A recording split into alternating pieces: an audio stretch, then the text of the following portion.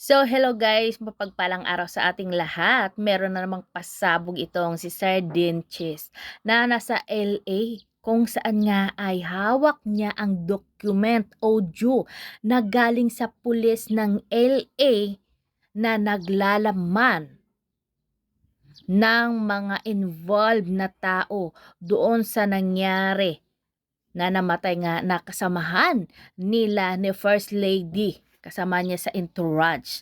Dito malalaman niya, hawak niya ang malaking ebidensya na magpapatunay. Nagbayad daw siya nito ng mahal para makuha yung dokumento galing sa LA Police.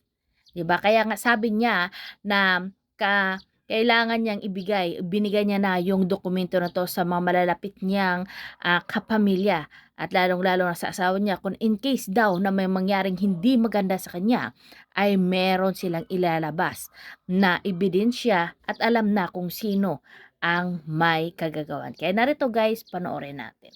Information that I have shared here sa Facebook.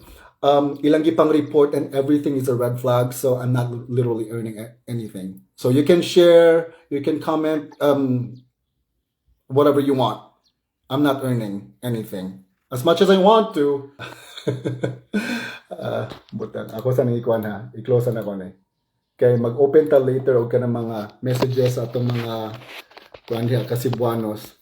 So mo ni na. So na ako'y kuan diri Beverly Hills Files, na ako'y Dumanhog Files. Kay most of the messages that I've been receiving, kay mga tao sa Dumanhog, I don't know why. Murag dako-dako akong kanang kuan diha kanang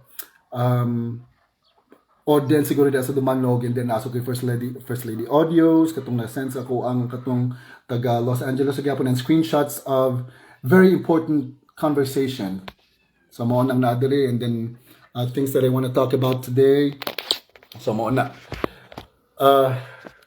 So this is just going to be real quick lagi kay pila naman sa akong battery na habilin diri ha. So I only have 30%.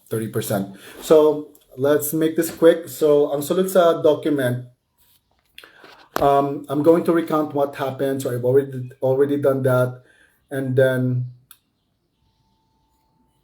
okay. So muna ni nahitabo.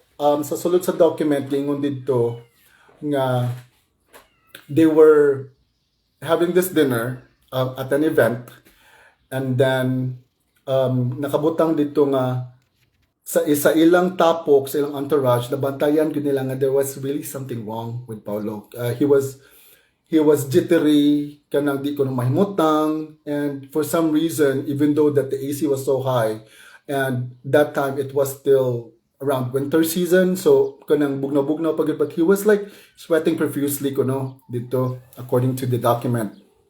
And then moving forward, let's fast forward to around 4 o'clock in the morning on a Saturday. So evening ang katong dinner nila, then party, and then around 4 o'clock, 4:45 to pasado alas 5 sa kadlawon sa Sabado, dito na nila nagkagubot na nagkurug-kurug ko no, and then nagfoaming na ko ng mouth sa kilid. And then usa sa membro nila, guys, there's so many names in the document, and I'm 100% sure that these people that are involved in the document are murag na dangit na lang siguro kay part mong sila sa entourage ni First Lady Manggod, ni Satanas. Kanang adik-adik ni nga First Lady din nga pisti ng dako, butod lang tiyang dako lang matas hinampak pag maglag ako ba makauno na gani ko sa naong ni no siya pagkabakakon gani ni sa atong paggibuang natin nila diha gani sa Pilipinas, magunahon na gani ko sa puton ko murag nindot kay tamparoson og ka 20 ang naong ni Satanas sa puton gyud kay ko maka kamayong anaon ba kanang kanilang gani nimong mayong sampao ni ko ba yung ba nga bangag pisti ng mga adik-adik sa mga yawa na silang dagko, mga animal. Anyway, sa puton gud ko, basta mag-recount ko ani kanang nabasa na ko sa dokumento, medyo kim, anong mata ba? Puta ka. Buisit kang lisatanas kang dako. Buisit. So anyway, gisapot na sa dinoon ko, aligi ko niyo pa sa puta. So, dito na, mga pasado alas 5 dito na nag-foam, nag-mount niya. Usa sa kanang kuan part silang entourage ganahan gyud kaayo mo tawag og 911 curse buhi pa man nagkuan pa ba kanang nag-seizure ba, mo nagkurug-kurug ba. And then namo na dito na nag-udi na ditong pero ilang gi pugngan. Wala gyud nag sugot o kan mo tawag 911 or report it, ilara gyud intawng magunhon na. Ilara yung gipasagdaan intawng nga mamatay ang tao. So they literally have almost more than 7 hours to report what was happening on a Saturday. They literally had the time to save the person, but they chose not to.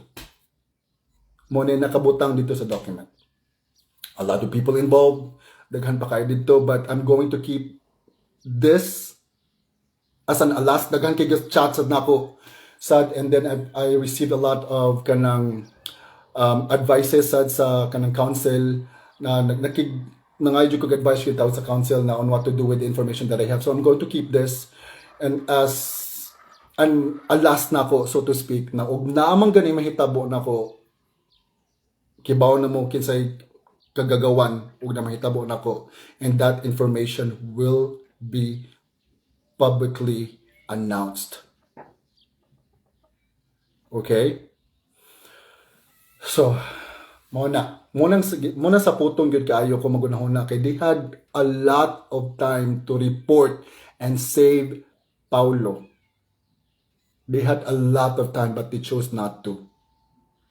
Diba? So karon, going back ni Claire, ingon siya nga alas 5:58 naabot diha sa Lunes. So ug ibutang na tog alas 5, pag ningon pa gyud siya kanang sa lain na pod nga kanang interview nga naabot kuno mga maybe earlier than 5, mga alas 4 kuno pasado. Ibutang na to alas 4 pasado, pero akong gi-calculate ha, tanawa, akong gi-calculate. Ug ibutang na to, ingon man siya alas 5:58. So ibutang na to alas 6. Butang na to alas 6, naabot ang giatay ang demonya. Waoy na namatay, waoy na na-crash ng private plane, piste ng hinampak ng mga yawa, mga kawatan, ato ang kwarta na nila tanan, hinampak sila. Ang mga dagko kita mga taxes, pero na nila tanan. Kabayong balbalok na, natay. So, butang na to alas 6, sa buntag naabot sa Lunes. It takes 14 to 16 hours ang flight straight from LAX to Cebu. So, butang na to 15 hours na sila sa LAX, and yan napagod na mga pila pa ka oras na kanang buffer time to prepare and to clear for takeoff, and manginana ba. So i-calculate na to, dapat na sila pasado alas 10 or alas 11 sa Sabado pa lang sa gabi na sila sa airport sa LAX. Imagine lang na nga fact. That's a fact. Dapat na sila around 10 to 11 in the evening on a Saturday, pizza utso, para maabot sila diha pizza G's. Sa alas 6, sa Lunes, sa Pilipinas.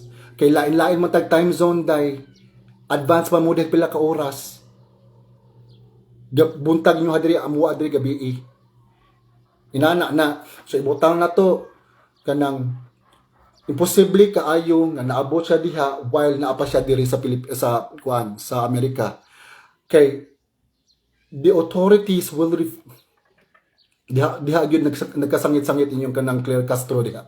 The authorities will prevent them from flying from LAX to the Philippines when na-questionable kaayo nga namatay.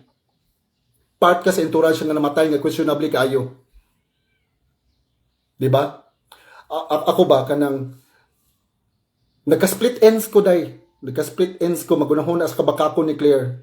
Nga maluoy na lang sa town ta kay wala siguro na nakikonvene sa Office of the President and the Office of the First Lady, siguro wala na nakikonvene. O sa may istorya na ko, uy, unsa man, wa pa man naabot niya, o pangutanon ko na unsa naman ay may namatay. So muingon na lang ko alas 5:58 sa Lunes. Ala, bayot. Alas 5:58 sa Lunes dapat og mula maabot sila diha, dapat na sila diri. Sabado pa lang sa alapis sa utso, alas 11 na sila sa airport to prepare to fly. Diba? Common sense, Claire. Common sense. Common sense ba, ha? Bugo naman inataya ko ipotro sa ka. Unsa na sa kanang drogaha sa namang gikuan ha, gisimhot.